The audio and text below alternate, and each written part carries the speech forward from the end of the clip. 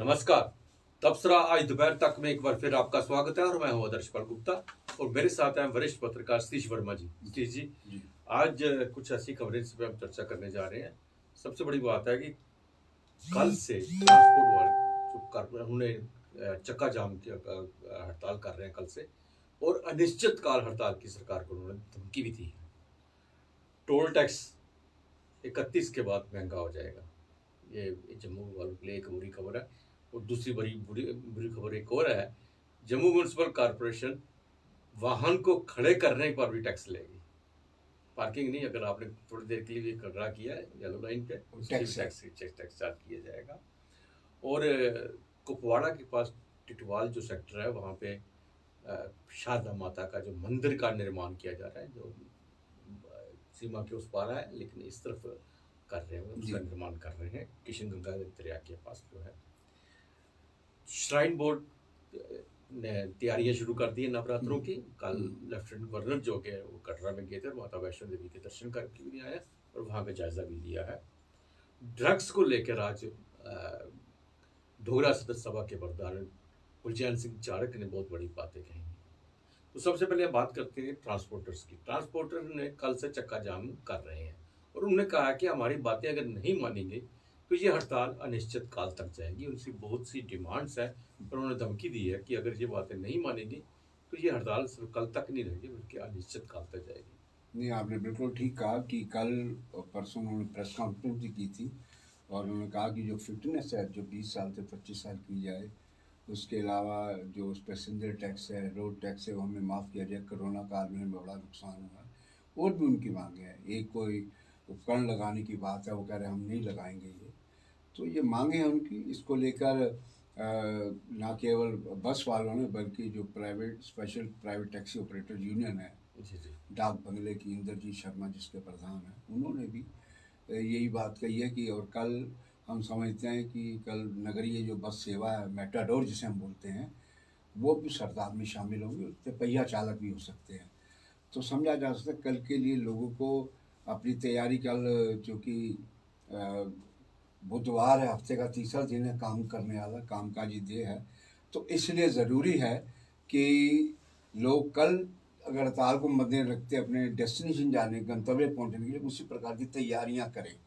और ये हड़ताल हम समझते हैं कि प्रशासन ने बात जब माननी है तो ज़रूरी है कि लोग प्रताड़ित हों हड़ताल की वजह से, और हड़ताल जाए चक्का जाम हो। हम समझते हैं कि मिल बैठ के कुछ बातें मान लेनी चाहिए, कुछ पे गौर करना चाहिए ताकि ये हड़ताल की स्थिति। और उन्होंने कहा कि अगर हमारी बात नहीं माने तो हम बेमियादी हड़ताल पे चले जाएंगे, तो वो ज़्यादा नुकसानदायक है। हम समझते हैं कि हालांकि बेमियादी पे जाएंगे नहीं, प्रशासन कुछ ना कुछ करेगा, इस बारे में कदम उठाने की कोशिश करेगा।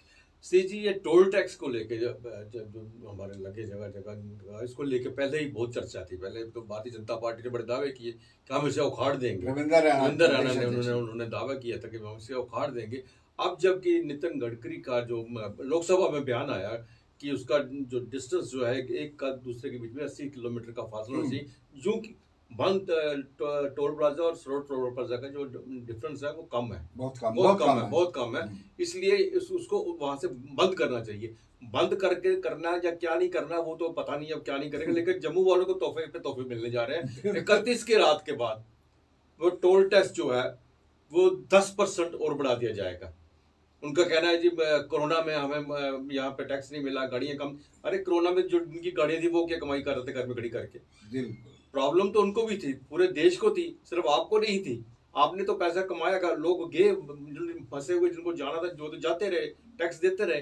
अब ये 31 की रात को नया टैक्स लग जाएगा, 10% और बढ़ा दिया जाएगा टोल टैक्स। बिल्कुल, लोग तो पहले ही महंगाई की मार से तरसते हैं। और देखिए ना, जिनके पास वाहन है उनको तो हर तरफ से मार पड़ रही है। पेट्रोल के दाम बढ़ रहे हैं, डीजल के दाम बढ़ रहे हैं, खाद्यान्न के दाम बढ़ रहे हैं। तो हम समझते हैं एक और जहाँ किचन आदमी की दिन पे दिन बहुत महंगी होती जा रही है, गाड़ी रखना भी बहुत बड़ा एक समस्या बनती जा रही है। देखिए ना, गाड़ी से जुड़ी 2-3 बातें, पेट्रोल डीजल के दाम बढ़ रहे हैं, इधर टोल टैक्स बढ़ेगा, उधर जम्मू म्यूनसिपलिटी का जो आप बता रहे हैं। हम समझते हैं कि ये लोगों पर कई तरह के प्रहार हो रहे हैं और इस पर सरकार को देखना चाहिए कि लोग जिनका कारोबार मंदा हुआ पीछे कोरोना की वजह से, और जो नौकरी पेशा, कहीं कुछ नौकरी चली गई, कईयों की सैलरी कट गई। तो हम समझते हैं ये एक बड़ा चैलेंजिंग दौर है एक आम आदमी को अपने जीने के लिए। बिल्कुल बिल्कुल बिल्कुल सही कहा। जैसे अब अभी बात कर रहे हैं, जम्मू म्यूनसिपल कॉर्पोरेशन जो है वो रोड के ऊपर येलो लाइन लगा रही है। येलो लाइन के भी अंदर जो भी गाड़ी खड़ी करेगा, और उसके बाद चारा ही क्या है, खड़ी पार्किंग भी नहीं, परमानेंट पार्किंग नहीं है, खड़ी करके उतर के नीचे उतरता है, कुछ करता है तो उसको वहां पे टैक्स पे करना पड़ेगा, उसको चार्ज देने पड़ेंगे। ये मतलब एक और नया जो है जम्मू वासी को तोहफा मिल रहा है। उसमें कहा यह गया है कि 1500 रुपये महीना टैक्स है, उस पर जीएसटी है, हाँ यानी कि करीब 1800 रुपये महीना अब जम्मू वासियों को जो लोकल हैं उनको देना पड़ेगा गाड़ी खड़ी करने के लिए। और शहर में कई जगह, चांद कौर बीवी का गुरुद्वारा है उसके बाहर लाइन खींची गई है, सिटी में कई इलाके हैं। तो सवाल ये उठता है, और अच्छा अगर कोई आदमी एक आध घंटे के लिए खड़ा करेगा उससे 25 रुपये प्रति घंटा लिया जाएगा। मान लीजिए कोई आदमी काम के लिए आया, 4 घंटे लगे, 100 रुपये तो उसके पार्किंग में चले गए।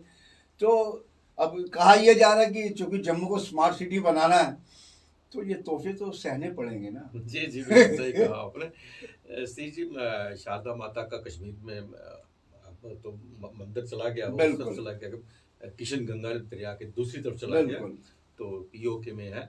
तो आप तो गए हैं वहाँ, जी आपने बिल्कुल देखा भी है। बिल्कुल अब इस तरफ जो टिटवाल सेक्टर में है वहाँ पे जो मंदिर का निर्माण किया जा रहा है।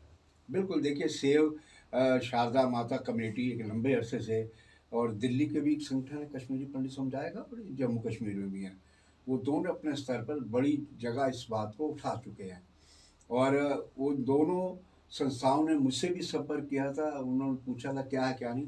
तो हम समझते हैं कि चूंकि एक प्रतीकात्मक होगा, और शारदा माता के बारे में, मंदिर के बारे में बता दें कि दक्षिण भारत के सदी पुराने जो सारस्वत ब्राह्मण, जो छोटी कहे जाते हैं ब्राह्मणों में, वो वहाँ से आए थे, उन्होंने स्थापना की थी। और जो उधर मंदिर है, जो असली मंदिर की बात करें, जो कि हमारे अविभाजित जम्मू कश्मीर का हिस्सा था, सेंट्रल एशिया से, और दूसरे था शिक्षा का। तो लेकिन सरकार जब विभाजन हुआ उसके बाद तबाही कर चुका। अब तो लगता ही नहीं कि वहाँ कभी इतना बड़ा मरकज रहा हुआ शिक्षा का। लेकिन यह है कि कश्मीरी पंडित समुदाय के लोगों ने यहाँ, जैसे जम्मू में रविंदर पंडिता है, सेव शारदा कमेटी के हैं, और भी लोग हैं, दिल्ली में भी है, वो तमाम प्रयास रखते।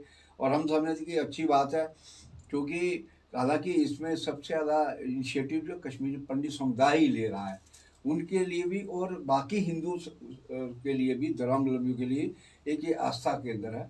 और हालांकि जो मान्यता है, वो मान्यता वाला मंदिर तो एलओसी के पार है, कोशिश थी कि लेकिन ये है जाके बनाए, लेकिन ये है कि हम समझते हैं कि अच्छी बात है, कमेटी भी, समुदाय भी, और लगता है प्रशासन भी इसमें रुचि ले रहा है। और इसका कोशिश, उम्मीद करते हैं जल्द से जल्द निर्माण होगा। भले वो जो असली है वो उधर है, ये भले प्रतीकात्मक हो, लेकिन एक आस्था का केंद्र बनेगा। और हम समझते हैं इससे टूरिज्म को भी बढ़ावा मिलेगा। बिल्कुल सही कहा आपने। जी, नवरात्र शुरू हो रहे हैं, और कल लेफ्टिनेंट गवर्नर जो है, जो माता वैष्णो देवी श्राइन बोर्ड के चेयरमैन भी हैं, वो कल कटरा में गए, माता के दर्शन भी किए, और नवरात्रों के जो इंतजाम आता है उनका भी जायजा लिया। जी बिल्कुल। अगले महीने के प्रथम सप्ताह में नवरात्र, चैत्र नवरात्र शुरू होने आ रहे हैं। हम समझते हैं कि इंतज़ाम देखना चाहिए, इसलिए शायद गए थे लेफ्टिनेंट गवर्नर साहब। माथा तो टेकना ही था, क्योंकि 1 जनवरी को जो त्रासदी हुई, पहली बार इतिहास में माता वैष्णो देवी के मंदिर पर आतंकी हमले हुए, वो एक अलग विषय है, लेकिन इस प्रकार की त्रासदी हुई जो कि पूरी तरह श्राइन बोर्ड की नालायकी की वजह से हुई। तो हम समझते हैं वो पहले ये फुल प्रूफ कर लेना चाहते हैं बातचीत करके, कि अगर मान ली श्रद्धालुओं का भीड़ जुटती है, अंबार आता है, तो हम उस स्थिति में उनको कैसे मैनेज करें ताकि उस प्रकार का जमावड़ा ना लगे गेट नंबर 3 के बाद जहाँ ये हादसा घटा था। तो हम समझते हैं, वैसे भी हम देख रहे हैं कि ऐसे उपराज्यपाल आए हैं जो धार्मिक विषयों को लेकर काफ़ी रुचि रखते हैं। चाहे अमरनाथ बाबा भोले की यात्रा, उसमें भी खासी रुचि ले रहे हैं कि और बढ़िया हो सके, और हम समझते हैं इसमें भी वो रुचि खासी ले रहे हैं नवरात्रों को लेकर। जी, आज डोगरा सदस्य सभा के जो प्रेसिडेंट है ठाकुर कुलचैन सिंह, जो उन्होंने एक प्रेस कॉन्फ्रेंस करके ये बड़ी बात कही है कि पाकिस्तान ने पूरी कोशिश की जम्मू के अंदर आतंकवादी पैदा करने के, मिलिटेंट्स पैदा करने के, लेकिन वो बना नहीं सका, पैदा नहीं कर पा सका। लोगों में देशभक्ति का जज्बा बहुत ज़्यादा था, नेशनलिज्म बहुत ज़्यादा, लेकिन नशे की लत पाकिस्तान में लगवा रहा है। पाकिस्तान से हुई खेप जो है पकड़ी जा रही है। हर बार आप चर्चा करते हैं कितनी खेप पाकिस्तान से पकड़ी।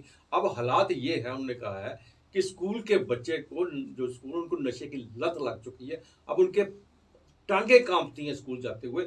यहाँ तक कि उन्होंने कहा कि सिर्फ बच्चे, लड़के ही नहीं, अब लड़कियां भी इस नशे की लत में आ रही हैं और सरकार को इनके लिए जल्दी से जल्दी कुछ करना पड़ेगा। देखिए, ये इतना अति संवेदनशील मसला बन चुका है, जिस पर पंजाब में हालात बने थे, उड़ता पंजाब फिल्म भी बनी और कहा यह जाता है अकाली रजीम में ये चिट्टा इसको बोलते हैं, चिट्टे का कारोबार बड़ा चरम पर, एक्सट्रीम पर पहुंचा।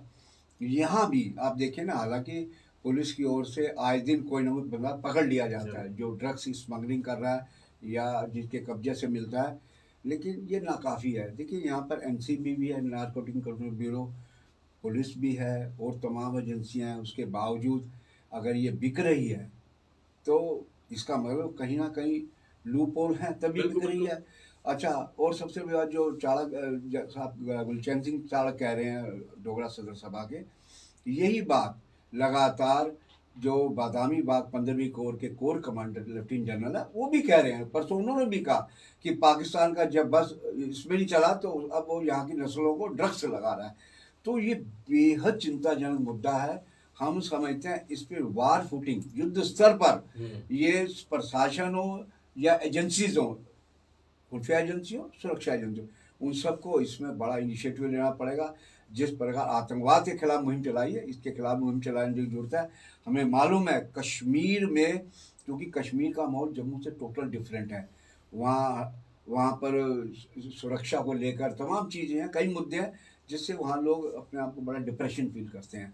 और वहाँ पर पिछले दिनों जब लॉकडाउन रहा तो इस प्रकार की लगातार खबरें आई कि केवल मर्द नहीं, औरतें नहीं, लड़कियाँ जी वो भी ड्रग्स का सेवन कर रहे हैं और ऐसी घटनाएं हमारे जम्मू में भी हुई हैं, बहुत ज्यादा हो रही हैं। तो हम समझते हैं कि ये मंदिरों का शहर है हमारा और इनकी जो चिंता है डोगरा सदर सभा की बिल्कुल वाजिब है।